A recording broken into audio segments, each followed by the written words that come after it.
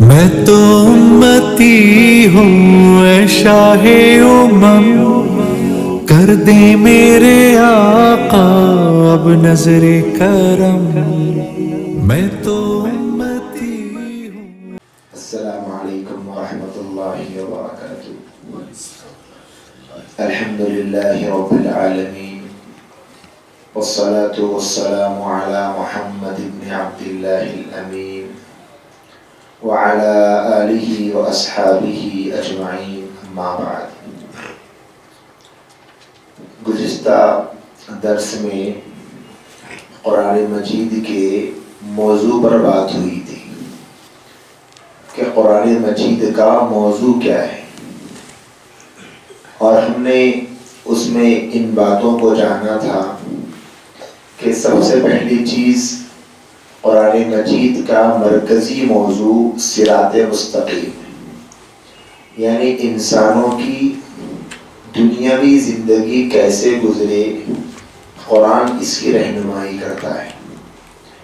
اور پھر اس مرکزی موضوع میں 5 مضمون ہیں جس کے ارد گرد پورا قرآن مجید انسانوں کی رہنمائی اور رہبری کرتا ہے، جن میں سب سے پہلا موضوع ہے عقائد کا، کہ قرآن مجید اللہ کی وحدانیت پر دلائل دیتا ہے اور غیر اللہ سے کچھ نہ ہونے پر بھی دلائل دیتا ہے۔ اور دوسرا موضوع ہے احکام، انسانی ضرورت میں جتنے مسائل پیش آ سکتے ہیں قرآن اس کی رہنمائی کرتا ہے، حلال کی، حرام کی، جائز کی، ناجائز کی، فرض کی، واجب کی، اللہ کی پسندیدہ چیزوں اور ناپسندیدہ چیزوں کی وضاحت کرتا ہے۔ اور تیسری چیز ہے اخلاق۔ اخلاق کا مطلب انسان کے قلب کی جو بیماریاں ہیں، دل کی جو بیماریاں ہیں، اس کی اصلاح کرتا ہے قرآن، جیسے غیبت ہے، چغلی ہے، بہتان تراشی ہے، کسی کے اوپر تہمت لگانا ہے، اسی طرح اور بھی بہت سارے امراض ہیں جس کی طرف گزشتہ آپ کے سامنے اشارہ ہوا۔ اور پھر اس کے بعد چوتھا مضمون ہے ایام اللہ، یعنی دنیا میں جو قومیں گزری ہیں اللہ کے نظام کے مطابق ان کی اپنی زندگیوں کا عروج و زوال، ایام اللہ۔ اور 5ویں چیز ہے الحیات بعد الممات، یعنی موت کے بعد کی زندگی، اللہ اس کو بیان فرماتے ہیں۔ اب اس کے بعد آج ہمارا جو موضوع ہوگا وہ ہوگا قرآن مجید میں اللہ تبارک و تعالیٰ نے جو مضامین بیان فرمائے ہیں اس کو کیا کہتے ہیں؟ اس کو کہتے ہیں وحی۔ وحی کی ضرورت کیوں پیش آتی ہے، آج ہم اس موضوع پر بات کریں۔ دیکھیں اللہ نے قرآن مجید میں بیان فرمایا الذی خلق الموت والحیات لیبلوکم ایکم احسن عملا، کہ انسان کی پیدائش کا مقصد یہ ہے کہ اللہ تمہارے عمل کی کوالٹی کو آزمانا چاہتا ہے، پرکھنا چاہتا ہے، کوانٹٹی نہیں، کوالٹی، کیونکہ اللہ کے یہاں کوالٹی دیکھی جاتی ہے کہ عمل میں اخلاص کتنا ہے، اللہ کے لیے کتنا کیا جا رہا ہے۔ تو اللہ نے فرمایا آزمائش کے لیے ہم نے تم کو دنیا میں پیدا کیا۔ اور پھر آگے ایک اور جگہ فرمایا هو الذی خلق لکم ما فی الارض جمیعا، یہ ساری دنیا جتنی ہے وہ تمہارے لیے پیدا کی۔ انسانوں کو اللہ نے آزمائش کے لیے پیدا کیا اور پوری انسانیت کو اللہ نے انسانوں کے لیے پیدا کیا کہ یہ ساری انسانیت تمہاری خدمت میں لگی ہے، زمین انسان کی خدمت میں لگی ہے۔ کیا چاہیے تمہیں؟ کھیت چاہیے، پھل چاہیے، پھول چاہیے، میوے چاہیے، سبزی چاہیے، پیٹرول چاہیے، ڈیزل چاہیے، زمین خدمت میں لگی ہوئی، چرند پرند خدمت میں لگے ہوئے ہیں، شہد کی مکھی خدمت میں لگی ہوئی ہے انسانوں کی۔ کیا ضرورت ہے شہد کی مکھی کو شہد بنانے کی، شہد جمع کرنے کی؟ اللہ نے پوری سورت النحل کے نام سے قرآن میں اتار دی۔ النحل عربی میں شہد کی مکھی کو کہتے ہیں۔ پورا اس کا جتنا سسٹم ہے اللہ نے بیان کر دیا کہ مکھی اس طرح شہد کو نکالتی ہے. اس کے شہد میں 6 دروازے ہوتے ہیں, 6 زاویے بناتی ہے شہد کے چھتے میں. اسے ایک اس نے سکھایا, اللہ نے سکھایا, اور اتنے لمبے لمبے سفر کرتی ہے اور واپس ہی میں سفر کا راستہ نہیں بھولتی. اللہ نے قرآن میں فرمایا فَاسْلُكِ سُبُلَ رَبِّكِ ذُلُلًا. اللہ نے ایسا اس کے مائنڈ میں سیٹ اپ ڈال دیا ہے, انسٹال کر دیے ہیں وہ سافٹ ویئر کہ شہد کی مکھی کروڑوں میل دور چلی جائے, جس راستے سے گئی اسی راستے سے واپس آتی ہے. یہ اللہ پاک نے شہد کی مکھی کو ملکہ دیا ہے. اور پھر اس کو یہ بھی صلاحیت دے دی کہ جب زیادہ موسم سرد ہو جائے تو اپنے پروں سے اپنے چھتے کو ہوا کرتی ہے تاکہ شہد میں بیلنسنگ آئے. دنیا میں انسان کو, بچے کو بتانا پڑتا ہے کہ یہ فریج میں رکھنے کی چیز ہے یا فریج میں رکھنے کی چیز نہیں ہے, لیکن اللہ نے ہوا کے نظام سے بیلنسنگ آنے کے لیے شہد کی مکھی کو یہ سکھا دیا. وہ انسانوں کی خدمت میں لگی ہے. بھینس کیا ضرورت ہے اسے دودھ دینے کی, انسانوں کی خدمت میں لگی ہوئی ہے. کیا ضرورت ہے گائیوں کو ہل چلانے کے وقت میں چلنے کی, انسانوں کی خدمت میں لگی ہے. غرض دوستوں پوری مخلوق اگر ہم غور کر کے دیکھ لیں تو انسان کی خدمت میں لگی ہوئی ہے. اور اللہ نے انسان کو رب کریم کی خوشنودی کے لیے پیدا کیا. پوری مخلوق تمہارے ماتحت کر دی گئی, تم جو چاہو مخلوق کرے گی اور تم ہمارے لیے, ہم کو راضی کرنے کے لیے ایسا کام کرو جس سے ہم خوش ہو جاتے ہیں. تو اللہ نے 2 کام دنیا میں دے دی. ایک ہے جو مخلوق آپ کو دی گئی اس کو صحیح یوز کریں, اس کے استعمال کا طریقہ جانیں, کیسے استعمال کریں. بھائی یہ اللہ کی جو غذائیں مل رہی ہے, نعمتیں مل رہی ہے, آسمان ہے, سورج ہے, چاند ہے, ستارے ہے, سیارے ہے, سمندر ہے, ہوا ہے, زمین ہے, سانس ہے, کتنی مخلوقات ہے انسان کے سامنے جو انسان کے سامنے موجود ہے, اسے استعمال کیسے کرے. پھر دوسری چیز یہ سیکھنے کی ہے کہ ان چیزوں کو اللہ کی رضا کے مطابق کیسے استعمال کریں. اللہ کیسے خوش ہوتا ہے ان چیزوں سے یہ بھی تو معلوم کرنا پڑے گا. کہ اگر آدمی کو کھانا ہے, کہ اگر سمجھے فرض کریے کہ اگر اسے کھیتی باڑی کرنا ہے, اسے معلوم کرنا پڑے گا کہ کھیتی باڑی مجھے کیسی کرنی ہے, اس کے لیے کیا فارمیلٹیز ہوتی ہے, وہ سب جانے کا.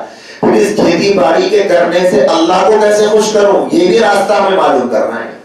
اس کے لیے اللہ نے انسان کی پیدائش کے ساتھ اس کو علم کے راستے اور علم کے ذریعے بھی عطا فرما دیے ہیں اللہ پاک نے. اور 2 ذریعے تو علم کے خود انسان کے اندر رکھ دیے, جن میں سے پہلا کیٹیگری جس کو کہتے ہیں حواس. حواس کہتے ہیں انسان کو اللہ نے جسم میں جو اعضاء دیے, کان میں ہے دیکھنے کی طاقت, آنکھ میں ہے دیکھنے کی طاقت, کان میں ہے سننے کی طاقت, زبان میں ہے چکھنے کی طاقت, ناک میں ہے سونگھنے کی طاقت, اور ہاتھ اور پیر میں ہے محسوس کرنے کی طاقت. تو اس کو کہتے ہیں حواس خمسہ. کہ انسان آنکھ سے دیکھ کر بہت ساری چیزوں کا علم حاصل کر لیتا ہے, کان سے سن کر بہت ساری چیزوں کا علم حاصل کر لیتا ہے. کہ جیسے انسان اپنی باپ کی آواز کو پہچانتا ہے, ماں کی آواز کو پہچانتا ہے, بچوں کی آواز کو پہچانتا ہے, کان سے سن کے پہچان لیتا ہے کہ بیٹے کی آواز ہے. اور بعض اوقات ناک سے جیسے سونگھ کر پہچان لیا جاتا ہے کہ یہ چیز میٹھی ہے, خوشبو آ جاتی ہے, یہ چیز نمکین ہے, خوشبو آ جاتی ہے, یہ چیز کسالی ہے, خوشبو آ جاتی ہے. تو ناک بھی ایک ذریعہ ہے علم کا, کان بھی ایک ذریعہ ہے علم کا, آنکھ تو ہم جانتے ہیں کہ بہت بڑا ذریعہ ہے علم کا. ایسے ہی زبان بھی بہت بڑا ذریعہ ہے علم کا کہ انسان چکھ کر اسے پتہ لگا لیتا ہے. اسی لیے جب بیمار پڑتے ہیں, بخار وغیرہ آ جاتا تو کیا ہوتا ہے, بخار کس چیز کا نام ہے کہ زبان کے ذائقے کے بدلنے کا نام ہے. بھائی ہر چیز کھاتے ہیں مزہ ہی نہیں آ رہا, کیوں, زبان میں جو ذائقے کی صلاحیت ہے وہ ختم ہو گئی. تو آنکھ سے بھی علم حاصل ہوتا ہے, کان سے بھی ہوتا ہے, زبان سے بھی ہوتا ہے, اور ناک سے بھی ہوتا ہے, ہاتھ اور پیر سے بھی ہوتا ہے. یہ 5 اعضاء ایسے ہیں جن سے علم حاصل ہو سکتا ہے. اس کے بعد دوسرا جو سبب ہے وہ ہے عقل, کہ عقل سے بھی علم حاصل ہوتا ہے. جیسے مثال کے طور پر اب سامنے ایک دیوار بنی ہوئی ہے, خوبصورت ڈیزائن ہے, خوبصورت کلر ہے, تو آنکھ کے ذریعے سے انسان بس اس کے کلر کو دیکھ سکتا ہے, لیکن اس کو بنایا کس نے ہے، ڈیزائن کس نے کیا ہے، وہ آنکھ سے دیکھ کے نہیں پہچان سکتا جب تک کہ اس کی عقل کام نہ کرے۔ عقل کام کرتی ہے کہ بھئی یہ تو ایسا نہیں لگتا کہ خود بخود بن گئی، بلکہ کسی نے اس کے اوپر کافی محنت کی ہے، اس پر ڈیزائن بنائے ہیں، بیل بوٹے بنائے ہیں، اس کے کلر کو میچ کیا ہے، یہ سب کچھ عقل کام کرتی ہے۔ تو پہلا ذریعہ ہوا حواس خمسہ یعنی 5 اعضاء، آنکھ، کان، ناک، زبان، ہاتھ اور پیر، اور دوسرا ذریعہ ہوا عقل۔ اس کے بعد ان دونوں کے علاوہ تیسرا ذریعہ جو ہے علم کا وہ وحی ہے، وہ وحی ہے۔ پہلا ذریعہ 5 چیزیں جو اعضاء ہے اس کا دائرہ محدود ہے، ایسا نہیں ہے کہ ہر چیز کا علم اس سے ہو سکتا ہے، محدود ہے اس کا دائرہ۔ جیسے آنکھ بس رنگ کو دیکھ سکتی ہے آنکھ، لیکن رنگ کے بنانے والے پہ غور کرنے کی صلاحیت آنکھ میں نہیں ہے۔ کان کسی کی آواز کو سن سکتا ہے، لیکن اس آواز کو پہچاننا اور سنی ہوئی چیز کو میچ کرنا آواز سے کہ یہ آواز تو پہلے سنی ہوئی لگتی ہے، یہ صلاحیت کس کی ہے؟ عقل کی۔ ایسے ہی ناک سونگھ تو سکتی ہے، لیکن وہ عقل کے بغیر وہ ناقص ہو جاتی ہے۔ تو بعض موقعوں پر ایسا ہوتا ہے کہ جہاں پر عقل کام کرتی ہے یہ حواس وہاں پر کام نہیں کرتے، جیسے کہ آنکھ کلر دیکھ سکتی ہے لیکن پہچان نہیں سکتی، تو اس کے بعد عقل کام کرے گی کہ یہ انسان نے بنایا، اس کے اوپر اتنی محنت ہوئی، فلاں فلاں۔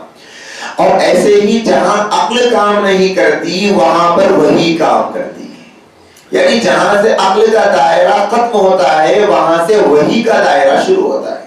اور یہ ہے اللہ کے رسول صلی اللہ علیہ وسلم پر جو وحی نازل ہوئی، بلکہ جتنے انبیاء پر نازل ہوئی اس کو وحی کہتے ہیں۔ اللہ کی طرف سے جو پیغام آتا ہے، اللہ اپنے فرشتوں کے ذریعے سے اپنے پیغمبروں تک جو پیغام پہنچاتے ہیں، خاص میسج ہوتا ہے، اس کو وحی کہتے ہیں۔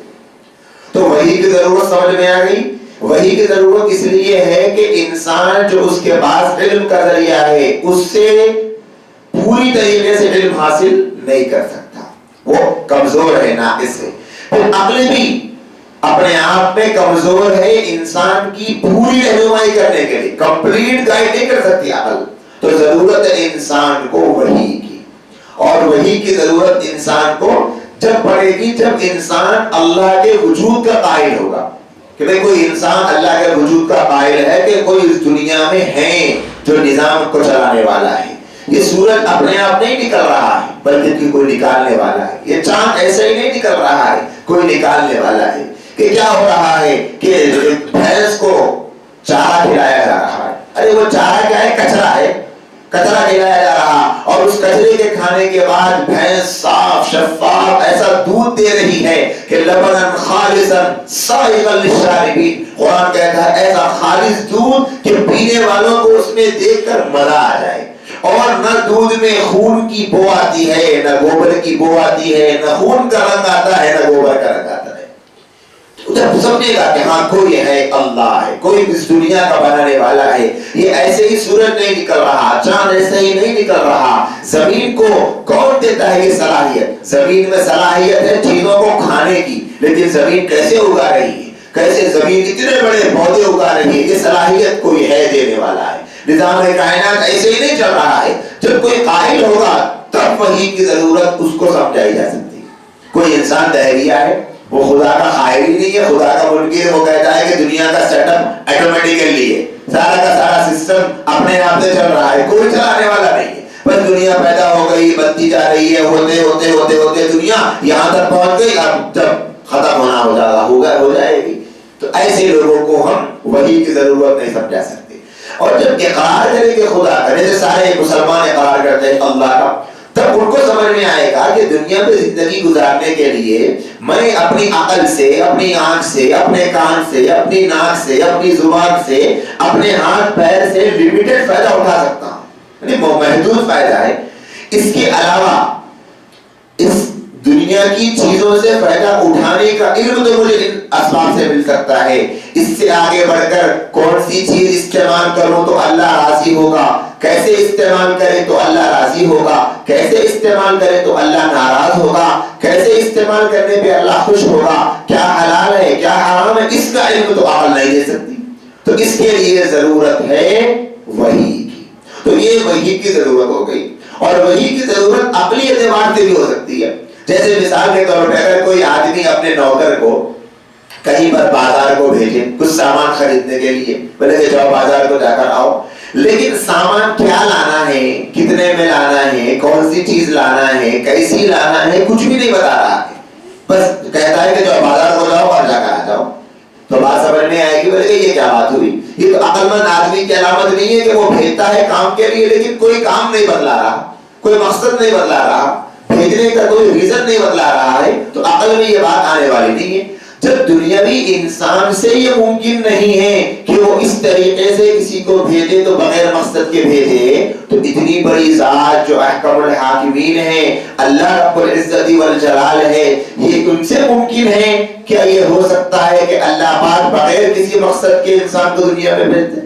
یہ پاسبل نہیں ہے، کیونکہ یہ عقل بھی اس کا تقاضا کرتی ہے کہ ایک عام آدمی ایسا کام نہیں کرتا، تو اللہ کیسے کریں گے کہ انسان کو بغیر مقصد کے دنیا میں بھیج دیں کہ دنیا میں زندگی کیسے گزارنا ہے، کیسے رہنا ہے، تم کو کیسے ہماری بات ماننا ہے، اور تمہارے بھیجنے کا مقصد کیا ہے، کیوں پیدا کیے گئے، تم ایک دن مرو گے، مرنے کے بعد کہاں جاؤ گے، جانے کے بعد کیا ہوگا، دنیا میں تمہاری ایکٹیویٹیز دیکھنے کے بعد تمہارا رزلٹ نکلے گا، ایک دن قائم ہوگا جس کو انصاف کا دن کہیں گے، ہم فیصلہ کریں گے، یہ سب چیزیں اللہ بھجائے گا۔ یہ اللہ کے تقاضا ہے نظام کا، اللہ اتنے بڑے قدرت والے ہیں، یہ ممکن نہیں ہے کہ اللہ پاک کا نظام اس طرح نہ چلے۔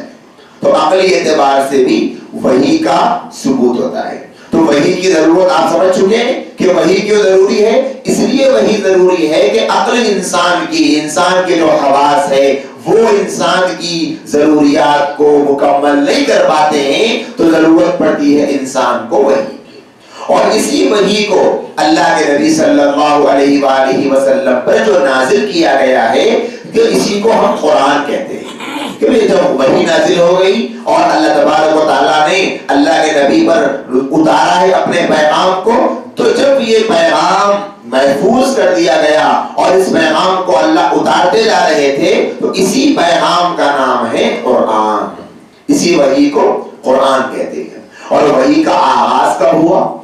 ہم جانتے ہیں کہ اللہ کے رسول صلی اللہ علیہ وسلم جس وقت 36 سے 37 برس کی عمر کو پہنچے تھے، تو آپ علیہ السلام کو تنہائی پسند آنے لگ گئی تھی، کہ اب اللہ کے نبی مجمع میں رہنا پسند نہیں کر رہے تھے کہ اکیلے رہیں گے، تنہائی میں رہیں گے۔ تو اس مقصد سے اللہ کے نبی علیہ السلام اپنے گھر سے نکل کر دور علاقے میں ایک غار تھا، اس کو آپ نے منتخب کر لیا تھا، آپ وہاں جاتے تھے، کئی دن تک آپ وہاں رہتے، اور ملت ابراہیم پر، ابراہیم علیہ السلام کا جو دین تھا اس پر جو عبادت کا طریقہ تھا وہ آپ کیا کرتے تھے، اللہ کے خوشنودی کے لیے جو کام کرنے کے تھے آپ وہ کام وہاں پر کیا کرتے تھے۔ ایسے ہی وقت گزرتا گیا، جب آپ کی عمر 39 ایئرس کی ہو گئی اور آپ جب عمر کے اس مرحلے میں پہنچے، تو اس وقت اللہ کے نبی علیہ السلام نے خواب دیکھنا شروع کیے۔ آپ کو مختلف قسم کے خواب آتے تھے، اور خواب ایسے کہ رات میں آپ خواب دیکھتے تو صبح وہ خواب پورا ہو جاتا۔ اما جان عائشہ رضی اللہ عنہ فرماتی ہے کہ آپ علیہ السلام 6 مہینے پہلے سے نبی بنائے جانے کے ایسے خواب دیکھا کرتے تھے کہ رات میں خواب دیکھا تو صبح میں وہ خواب صادق ہوتا نظر آتا، سچا ہوتا ہوا دکھتا تھا۔ تو یہ بھی اللہ کے نبی علیہ السلام کو نبی بنائے جانے کی علامتیں تھی۔ پھر جب 40 برس کی عمر میں آپ پہنچے، رمضان المبارک کا مہینہ تھا، غار حرا میں آپ موجود تھے اور آپ عبادت میں مصروف تھے، اور کوئی وہاں پر نہیں تھا کہ اچانک آپ نے ایک شخص کو دیکھا، وہ آتا ہے اور آ کر کہتا ہے اقرا، کہ پڑھو۔ اللہ کے نبی صلی اللہ علیہ وسلم فرماتے ہیں کہ ما انا بقاری، بخاری شریف کی حدیث ہے، آپ فرماتے ہیں کہ مجھے پڑھنا نہیں آتا، میں پڑھا ہوا نہیں، آج تک میں نے نہیں پڑھا، کر بیٹھے اقرا پڑھو، وہ اللہ کے نبی فرماتے ہیں کہ ما انا بقاری۔ ایک روایت اس کی طرف بھی اشارہ کرتی ہے، بعض علماء کا قول کہ آپ علیہ السلام کے سامنے سورۃ العلق کی 5 آیتیں لکھ کر کسی ریشم کے کپڑے پر پیش کی گئی اور بتلایا گیا کہ پڑھیے۔ اس روایت کی تصدیق بخاری شریف کے اس جملے سے بھی ہوتی ہے۔ ایک احتمال نکلتا ہے کہ وہ روایت بھی صحیح کے درجے کو پہنچی ہوئی ہو، اگرچہ بخاری میں نہیں ہے، کہ بخاری میں اللہ کے نبی علیہ السلام کا کیا جملہ منقول ہے کہ آپ فرماتے ہیں کہ ما انا بقارئ، میں نے آج تک نہیں پڑھا، مجھے پڑھنا نہیں آتا، تو کب رہے گا آدمی؟ جب آپ کے سامنے کچھ لکھا ہوا پیش کیا جائے گا تو اسے دیکھ کر کہیں گے کہ مجھے پڑھنا نہیں آتا، میں نہیں پڑھ سکتا۔ اگر صرف ایسے ہی کہہ دے کہ آپ پڑھیے تو اللہ کے نبی کا جواب یہ ہونا چاہیے تھا کہ بتاؤ تو صحیح کیا پڑھوں، بتاؤ تو صحیح کیا پڑھوں۔ لیکن سامنے لکھا ہوا ہے، چونکہ اللہ کے نبی علیہ الصلوۃ والسلام پر یہ پہلی مرتبہ وحی کا نزول ہو رہا تھا تو آپ نے اس طرح فرمایا۔ پھر جبرائیل علیہ السلام کا وہ واقعہ مشہور ہے کہ جبرائیل امین اللہ کے نبی علیہ السلام کو آپ سے ملاقات کیے، آپ سے معانقہ کر کے آپ کو اس طرح دبائے ہیں، 3 مرتبہ دبایا، پھر اس کے بعد فرمایا کہ اب پڑھو اقرا۔ تو جیسے جبرائیل امین پڑھ رہے ہیں اقرا بسم ربک الذی خلق خلق الانسان من علق اقرا وربک الاکرم الذی علم بالقلم علم الانسان ما لم يعلم۔ ان 5 آیتوں کا نزول سب سے پہلی مرتبہ ہوا، یہاں جبرائیل امین پڑھتے جا رہے ہیں اور یہاں سے اللہ کے نبی علیہ السلام بھی قرآن پڑھتے جا رہے تھے۔ تو یہ پہلی مرتبہ اللہ کے نبی علیہ السلام پر وحی کا نزول ہوا، اور جب جبرائیل امین چلے گئے، اب جانے کے بعد اللہ کے نبی صلی اللہ علیہ وسلم پر بڑی عجیب و غریب کیفیت طاری ہو گئی، اور ایک اشارہ ملتا ہے حدیث کی گفتگو سے اس طرف کہ وہ رات کا وقت ہوگا، اس لیے کہ اللہ کے نبی صلی اللہ علیہ وسلم جب آئے اپنے گھر کو، آنے کے بعد آپ علیہ الصلوۃ والسلام نے بہت آپ کو سرد ہو رہی تھی، ٹھنڈی لگ رہی تھی، اور آپ کے جسم پر کپکپی طاری تھی۔ آپ حضرت خدیجہ رضی اللہ تعالی عنہا کے پاس آئے اور آنے کے بعد فرمایا اے خدیجہ زملونی زملونی، مجھے کمبل اڑا دو، کمبل اڑا دو۔ تو جب کمبل اڑائی گئی کچھ دیر کے بعد افاقہ جہاں کب ہوا تو اللہ کے نبی علیہ السلام نے سارا واقعہ حضرت خدیجہ رضی اللہ تعالی عنہ کو سنایا۔ پھر اس کے بعد حضرت خدیجہ رضی اللہ تعالی عنہ نے جو آپ کو ہمت افزائی کے جملے کہے کہ انک لتصل الرحم، کہ آپ تو وتکسب المعدوم، آپ تو صلہ رحمی کرنے والے ہیں، آپ تو معذوروں اور مجبوروں کی مدد کرنے والے ہیں، آپ تو بے سہارا لوگوں کا سہارا بننے والے ہیں، اللہ آپ کو اس طریقے سے اچانک کسی حادثے سے ضائع نہیں کرے گی۔ یعنی ایسی کیفیت نبی علیہ السلام پر طاری ہو گئی تھی کہ آپ کو اپنی جان کا خدشہ ہونا شروع ہو گیا تھا، کہ ایسا لگتا ہے خدیجہ کہ میں کہیں مر نہ جاؤں۔ تو ارمانا نے فرمایا کہ ایسی جو صفات کے حامل ہوتے ہیں اللہ پاک ایسے لوگوں کو ایسے اچانک حادثے سے ضائع نہیں کرتے۔ اب آپ ذرا غور کریں، حضرت خدیجہ رضی اللہ تعالی عنہا جس وقت یہ جملے فرما رہی تھی اس وقت 15 سال ہو چکے تھے حضرت خدیجہ کو آپ کے ساتھ رہ کر، چونکہ 25 برس میں اللہ کے نبی علیہ السلام کی جب عمر مبارک تھی تو آپ کا نکاح ہوا حضرت خدیجہ سے، اور جب نبی بنائے گئے تو 40 برس کے ہو چکے تھے، آپ کی عمر مبارک 40 برس کو پہنچ چکی تھی۔ تو ان 15 سالوں کا عرصہ گزر چکا تھا حضرت خدیجہ رضی اللہ تعالی عنہا کا آپ علیہ السلام کے ساتھ۔ اور اس سے بھی پہلے حضرت خدیجہ چونکہ عمر میں بڑی تھی اور مکے ہی کی رہنے والی تھی، ان کا امپورٹ ایکسپورٹ کا بزنس تھا کہ وہ ملک شام کو مال ایکسپورٹ کرتی ہے، وہاں سے مال منگایا کرتی، ان کا بزنس تھا، اور بڑی تاجرہ تھی، بڑی سمجھدار تھی۔ اور جس وقت حضرت خدیجہ نے یہ جملے کہے ہیں وہ 55 برس کی تھی، اور آپ سوچیں 55 برس کی عورت جو انتہائی ذہین ہو، انتہائی سمجھدار ہو، مکے کی مالدار ہو، مکے میں شریف ہونے کے نام سے مشہور ہو، اور صرف 15 برس نہیں بلکہ اس سے بھی پہلے آپ علیہ السلام سے نکاح سے پہلے معاملات آپ کے اور اللہ کے نبی علیہ السلام کے جاری تھے، تجارت اور بزنس کے، کہ اللہ کے نبی علیہ السلام ان کے ایکسپورٹ اور امپورٹ کے بزنس میں آپ نے بھی کام کیا، آپ نے بھی ان کی معاونت کی، آپ نے بھی ان کی مدد کی۔ تو اور بھی مزید سال اللہ کے نبی علیہ السلام کو حضرت خدیجہ نے دیکھا تھا، اور سب کچھ دیکھنے کے بعد حضرت خدیجہ رضی اللہ تعالی عنہا نے اللہ کے نبی علیہ السلام کی اس الفاظ میں تعریف فرمائی۔ اس سے اس بات کی طرف اشارہ ہوتا ہے کہ اللہ کے نبی علیہ السلام کے بارے میں اما جان خدیجہ رضی اللہ تعالی عنہا کا یہ کہنا محض آپ کی تعریف کرنے کے لیے نہیں تھا، بلکہ 15 سے 20 سال کے عرصے میں آپ کو قریب سے دیکھنے کے بعد آپ کی جملوں میں تعریف فرمائی تھی اما جان خدیجہ۔ ایسا ہی نہیں تھا بلکہ غور سے قریب سے دیکھا تھا اما جان خدیجہ رضی اللہ تعالی عنہا نے اللہ کے نبی صلی اللہ علیہ وآلہ وسلم کو۔ تو یہ وحی کی پہلی 5 آیتیں ہیں جو نازل ہوئی تھی سورۃ العلق کی۔ ان آیتوں میں اگر ہم غور کریں تو اللہ پاک سب سے پہلے کن چیزوں کا درس دے رہے ہیں؟ اللہ نے وحی نازل کی تو سب سے پہلے نماز کا حکم نہیں دیا، زکوٰۃ کا حکم نہیں دیا، روزے کا حکم نہیں دیا، اللہ نے احکامات نہیں بیان فرمائے۔ اللہ نے سب سے پہلے اس ماحول اور اس معاشرے میں جو عرب کا ماحول تھا کہ جہاں پر انسان اپنے آپ کو سب سے بڑا سمجھ کر خود اپنے آپ کو کفار اور مشرکین تھے جو اللہ تبارک و تعالیٰ کی وحدانیت کے منکر تھے، کہ اللہ کے ساتھ شریک ٹھہراتے تھے، اللہ کے ساتھ دوسروں کو کتنے معبودان باطلہ کو اللہ کا شریک ٹھہرا کر اللہ کے ساتھ کفر و شرک کیا کرتے تھے۔ تو اللہ نے سب سے پہلے انسان کو انسان کی حقیقت سے آگاہ کیا۔ اقرأ بسم ربک الذی خلق، پڑھیے اپنے رب کے نام سے جس نے پیدا کیا انسان کو۔ خلق الانسان من علق، انسان کو اللہ نے خون کے لوتھڑے سے پیدا کیا۔ ذرا اپنی پیدائش پر غور تو کرے انسان کہ پیدا کس چیز سے کیا گیا ہے؟ منی کا ایک گندا قطرہ لطفہ پانی کا، اس کے ذریعے سے اللہ نے اس کو خون کا لوتھڑا بنایا، پھر خون کے لوتھڑے کو گوشت میں تبدیل کیا۔ ثم خلقنا النطفة علقة فخلقنا العلقة مضغة فخلقنا المضغة عظاما، کہ پھر اس گوشت کے لوتھڑے کو اللہ پاک نے ہڈی بنایا۔ فکسونا العظام لحما، پھر اس ہڈی کے اوپر اللہ نے چمڑے کو گوشت کو چڑھایا۔ پھر اللہ فرماتے ہیں ثم انشأناه خلقا آخر، پھر روح پھونک کر اسے انسان کی شکل دے دی۔ اپنی پیدائش پر غور تو کریں۔ اقرأ وربک الاکرم، پڑھیے اپنے رب جو باعزت رب ہے، بڑی شان والا ہے، اس کے نام سے پڑھیے۔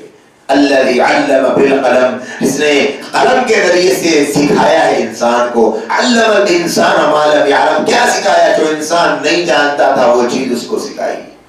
اللہ پاک کا کیا جانتا تھا انسان؟ کچھ نہیں جانتا تھا۔ دیکھ لیں آپ، مرغی کا بچہ پیدا ہو جائے تو اسے پتا ہے کہ مجھے کس چیز کو کھانا ہے۔ یہاں تک کہ اگر بلی کا بچہ بھی پیدا ہو جائے تو سب سے پہلے وہ اس کے سامنے آپ گھاس رکھیں گے وہ نہیں کھائے گا، دودھ رکھیں گے تو فوری پی لے گا۔ لیکن انسان کے بچے کو اس کے ہاتھ میں لکڑی ہو منہ میں ڈال لے گا، چابی ہو منہ میں ڈال لے گا، کنکر ہو منہ میں ڈال لے گا، پتھر ہو منہ میں ڈال لے گا۔ کس نے سکھایا؟ اللہ نے سکھایا۔ انسان تو اتنا بھی سمجھدار نہیں تھا کہ اس کو کھانے پینے کی تمیز ہوتی، لیکن اللہ نے اس کو یہ بھی سکھایا ہے۔ یہ جو 5 آیتیں سب سے پہلے نازل ہوئی، اگر ہم جزیرے عرب کے حالات کو سامنے رکھ کر غور کریں گے کہ کن حالات میں یہ قرآن کی آیتیں نازل ہوئی تو ہم کو سمجھ میں آئے گا کہ عرب کے وہ لوگ جنہیں اپنے پڑھائی پر، اپنی بول چال پر، اپنے اشعار پر، اپنی عربی پر، اپنی گفتار پر، اپنے بولنے پر انہیں ناز تھا، قرآن مجید ان آیات کو نازل فرما کر صحیح سمت دینا چاہتا ہے تعلیم کی کہ یہ جو جزیرے عرب میں یہ لوگ اپنے بولنے کو صحیح سمجھ رہے ہیں۔ اصل بولنا تو اس وقت صحیح ہوگا جب تم اپنے رب کی پہچان کے ساتھ بولو گے۔ یہ کیا ہے؟ یہ تو کفر کی محفلوں میں، کفر کی مجلسوں میں تم کہتے ہو کہ ہم نے سیکھ لیا ہے۔ اصل علم تو وہ ہے جو اللہ کی پہچان کے ساتھ، اللہ کی معرفت کے ساتھ، اللہ کی خوشنودی کے جذبے کے ساتھ حاصل کیا گیا ہو۔ اسی کے ضمن میں مفسرین کرام نے اس بات کو نقل فرمایا ہے کہ دنیا کا کوئی بھی علم ہو اگر وہ رب کی معرفت کے ساتھ ہو تو وہ علم نافع ہے، ورنہ وہ علم ضار اور نقصان دینے والا علم ہوگا۔ اور آج بھی دیکھ لیں، اور یہاں تک بھی یہ بات علماء کہتے ہیں کہ اگر کوئی ایسا علم حاصل کرتا ہے کہ جس کے وہ دین کا علم سمجھ رہا ہے لیکن اگر رب کی پہچان نہیں ہے، رب کی معرفت نہیں ہے، حلال و حرام کی تمیز نہیں ہے، تب بھی وہ علم اس کو فائدہ نہیں پہنچائے گا، اگرچہ نام دین کا علم ہے۔ اور اگر کوئی علم ایسا ہو جس کو انگریزی کہا جائے، جس کو تیلگو زبان میں پڑھا جائے، جس کو جرمن اور فرانس کی زبان میں پڑھا جائے، جاپانیز اور چائنیز میں پڑھا جائے، کسی بھی فرق کا ہو، چاہے وہ ڈاکٹری ہو، چاہے وہ وکالت ہو، چاہے وہ جج بن جائے، چاہے پائلٹ بن جائے، چاہے انجینئر بن جائے، لیکن رب کی پہچان ہو تو یہ علم نافع ہے۔ اللہ کی معرفت مقصود ہے، سارے علم اللہ کے بنائے ہوئے ہیں۔ ہاں اگر اس میں یہ مکسنگ ہو جائے اللہ کی معرفت کی تو پھر یہ علم ہے وہ جو انسانیت کو چمکانے والا ہے، جو نور علی نور بن جائے گا۔ اور دین کا علم، اگر اس دین کے علم میں اللہ کی معرفت ہو تو پھر اس علم کا مقابلہ کوئی علم نہیں کر سکتی۔ تو سب سے پہلی یہ 5 آیات نازل ہوئی اللہ کے نبی صلی اللہ علیہ وسلم کا۔